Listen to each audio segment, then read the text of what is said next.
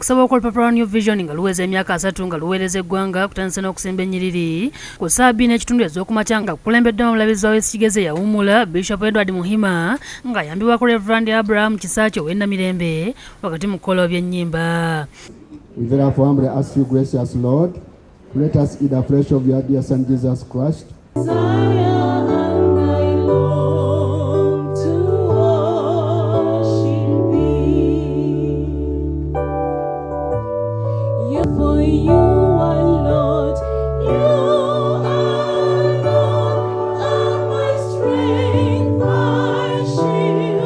Wetabyeko Vika General wa Kampala Monsignor Charles Kasibante, Sheikh Suleiman Gugwa n'omwogezi w'e Kampala Mukadde Haji Nsereko Mutumba ssaako n'abalala. Omulabizi Muhima mu kubuulira yennyamidde olw'empisa ezisebengeredde mu bantu.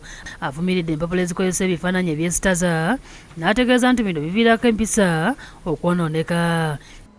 And the biggest selling paper, educative, without being vulgar and obscene. You know what I'm talking about. Yeebazizza kampuni ya Vision Group olw'empeereza ennungi ng'empapula zaffe zibeera ku mutindo ate nga ziwandiika ku bintu ebisomesa eggwanga, bw'atyo n'asiima abakulembera kampuni eno olw'ebirowoozo ebirungi.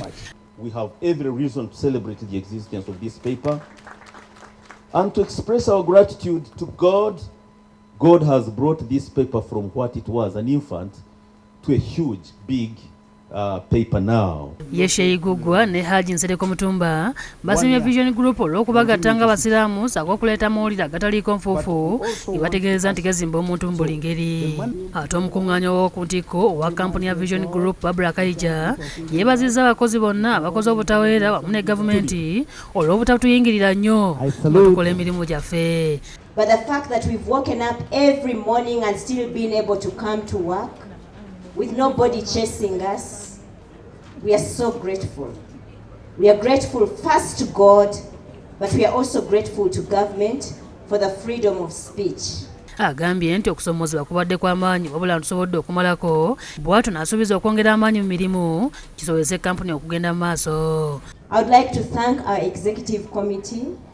Akulira Vision Group nga Robert Kabushenga yeebazizza bannayuganda olw'okuwagira Vision Group nga bayita mu kugula empapula zaffe, ssaako bonna abalina kye bakoze okuwagira kampuni n'abasaba okukuuma omukwano ogwo. Kabushenga era yeebazizza abakozi baakulira olw'okukola obutaweera okusobola okutumbula omutindo gwa kampuni n'abasaba obutaddirira. The reason we have succeeded is because we work as a team, collectively. It is our collective sweat that enables us to succeed. The reason we succeed is because someone makes tea, someone cleans the toilet, someone runs the machine, another one drives a car, someone brings you paper, another one runs to town, and all of us working together doing our job well. That's why we succeed. Atenderezaako ensuso abaasima omusingi ogwa kampuni eno okuli omuzungu William Pike ne James Tumusiime nti singa tebaali bo oba oliawo singa Olupapula New Vision tetuliiwo.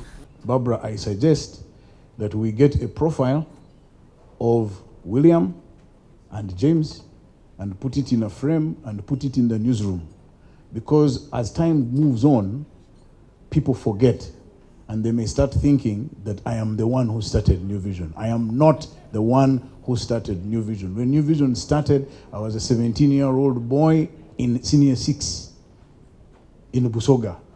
So I had absolutely no role in starting this place.